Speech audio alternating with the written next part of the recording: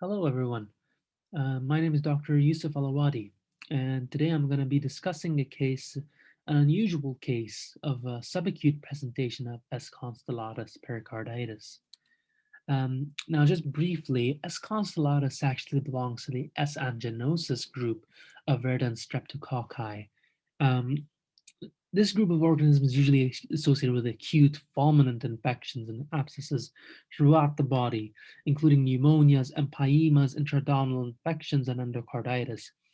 Rarely these organisms cause pericarditis in the body, and there are only a few case reports of this, particularly in S. constellatus pericarditis.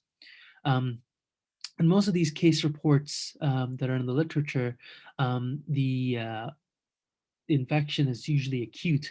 And what makes our case particularly interesting is the subacute presentation of the infection over an 8-week course. So we present a case of a 50-year-old gentleman with stage 4 adenocarcinoma of the esophagus, hypertension, hyperlipidemia, congestive heart failure, who presents to the oncology office for a routine follow-up visit. He was incidentally found to have gradual onset pressure-like substernal chest pain for 8 weeks in duration. And again, this was he presented incidentally. He came to the oncology office and was subsequently found to have this substernal chest pain and pressure. On asking the patient further questions, and he had some fever and chills, and he otherwise looked unwell. Um, and because he looked unwell, he was admitted to the hospital. The vital signs were unremarkable. In terms of the imaging, chest x-ray showed an enlarged cardiomediastinal silhouette, and an echo showed a pericardial effusion without a tamponade. And CTA chest and abdominal pelvis was concerning for a pericardial abscess. So this patient actually underwent a pericardial window with xiphoid resection and sampling removal of some of the pericardial fluid. Um, and the gram staining culture of this fluid grew S. constellatus species, and therefore the patient received a 6-week course of ceftriaxone with improvement in symptoms. Now, talking a bit to talk a bit briefly about let's talk a bit briefly about bacterial pericarditis. So bacterial pericarditis has actually become much less common. It used to be much more common in the 20th century, in the mid 20th century.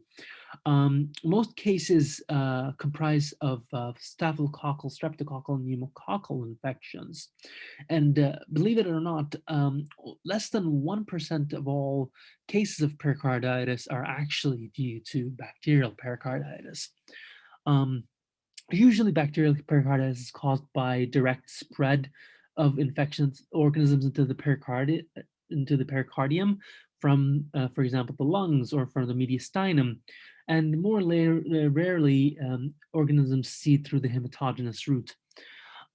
S. constellatus pericarditis, as we'd mentioned previously, belongs to the S. anginosus group of verdant streptococci. And it's very rare for this group of organisms, particularly for S. constellatus, to present subacutely in this way. One possible explanation or hypothesis could be that there could be a preclinical phase to this infection before it becomes this acute onset fulminant pericardial infection that requires that patients usually present with to the ED. The presence of this preclinical phase could be one of the possible reasons why our patient presented in this way. And looking at more case reports and case series in the future might be beneficial in elucidating whether or not there's indeed a preclinical phase to these infections before they present more fulminantly. So in conclusion, bacterial pericarditis has become less common. An infection with the S. anginosus group of verdant streptococci is particularly rare.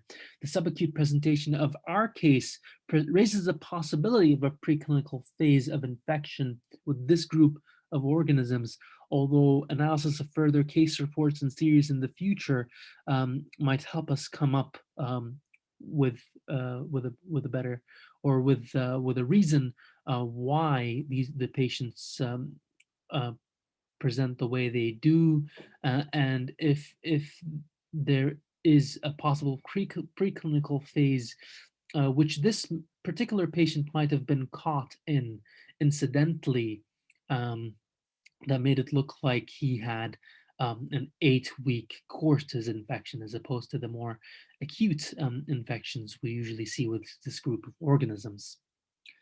And thank you so much for your time. Thank you very much.